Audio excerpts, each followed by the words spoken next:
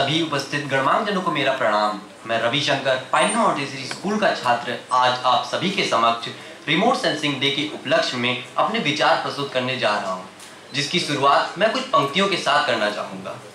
तोड़ दो यह क्षितिज, मैं भी देख लूं उस पार क्या है, जा रहे जिस पंथ से युगकल्प उसका छोर क्या है।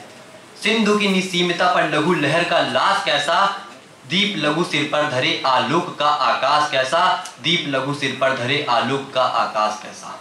सभ्यता की शुरुआत से ही मानव अंतरिक्ष की रोमांचक कल्पनाएं करता रहा है। इन रोमांचक कल्पनाओं में अंतरिक्ष कभी अध्यात्म का विषय बना तो कभी कविताओं और दंत कथाओं का। पारलौकिकतावाद से प्रभावित होकर कभी मानव अपनी कल्पना के स्वर्ग और नर्क अंतरिक्ष में स्थापित कर दिए तो कभी मानवतावाद के प्रभाव में पृथ्वी को केंद्र में रखा और अंतरिक्ष को उसकी परिधि मान लिया। धीरे धीरे जब सभ्यता और समझ विकसित हुई तो मानव ने अंतरिक्ष के रहस्य को समझने के लिए प्रेक्षण यंत्र बनाए, जिसमें दूरबीनें प्रमुख थी। इसके बाद प्रारंभ हुआ अंतरिक्ष को समझने का प्रयास। इस क्रम में आर्यभट्ट से लेकर गैलीलियो, कोपरनिकस, भास्कर एवं न्यूटन तक प्रयास करते रहे। अंतरिक्ष को समझने के प्रयास में भारत भी पीछे न रहा, जिसकी शुरुआत डॉक्टर विक्रम साराभाई ने की। विक्रम साराभाई को सपने देखने वाला शख्स कहा जाता था। वह भारतीय भौतिक विज्ञानी और उद्योगपति थे। उन्होंने अंतरिक्ष अनुसंधान की शुरुआत और भारत को विकसित करने में मदद की। भारत के आजाद होने के बाद 1947 में फिजिकल रिसर्च लैबोरेटरी PRL की स्थापना की। भारत में व्यवसायिक प्रबंधन शिक्षा की आवश्यकता को महसूस करते हुए साराभाई ने 1962 में अहमदाबाद में भारतीय प्रबंधन संस्थान की स्थापना में महत्वपूर्ण भूमिका निभाई। भारत में आधुनिक अंतरिक्ष कार्यक्रम के जनक डॉक्टर विक्रम साराभाई थे।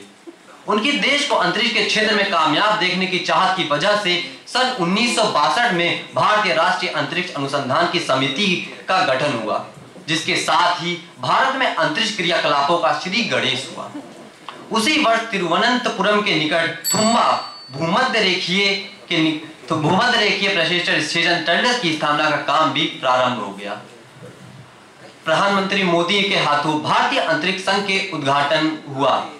विकासशील अर्थव्यवस्था और उससे जुड़ी भारत ने न सिर्फ अंतरिक्ष प्रौद्योगिकी को प्रभावी रूप से विकसित किया है, बल्कि उसे अपने तीव्र विकास के लिए इस्तेमाल भी किया है। इतना ही नहीं, आज भारत अन्य देशों को भी अनेक कार्यक्रमों से संबंधित अनेक प्रकार की सुविधाएं उपलब्ध कर रहा है।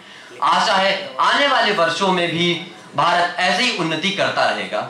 मैं अंत में कुछ पंक्तियों के साथ अपनी वाणी को विराम देना चाहूंगा। झुक गए होंगे चांद सितारे भी तेरे नाम से, जब आसमां में तिरंगा फहराया होगा बड़े शान से। धन्यवाद। जय हिंद, जय भारत।